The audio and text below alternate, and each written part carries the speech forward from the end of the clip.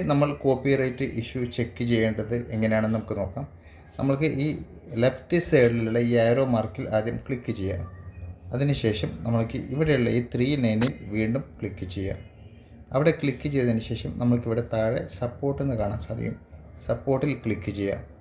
അവിടെ ക്ലിക്ക് ചെയ്ത് കഴിഞ്ഞതിന് ശേഷം നമ്മൾക്കിവിടെ കണക്റ്റ് വിത്ത് ഏജൻറ്റ് എന്നൊക്കെ കാണും. അത് ഞാൻ മെറ്റ വെരിഫൈഡ് ബാഡ്ജ് എടുത്തുകൊണ്ടാണ് അങ്ങനെ കാണുന്നത്.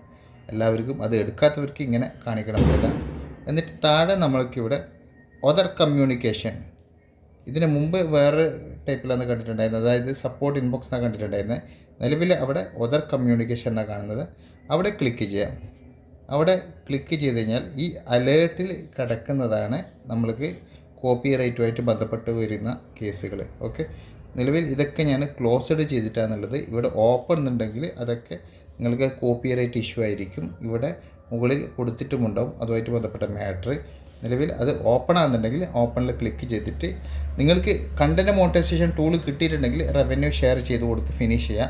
ഇനി അഥവാ കിട്ടിയില്ല എന്നുണ്ടെങ്കിൽ അത് ആ വീഡിയോ റിമൂവ് ചെയ്യുന്നതായിരിക്കും നല്ലത്.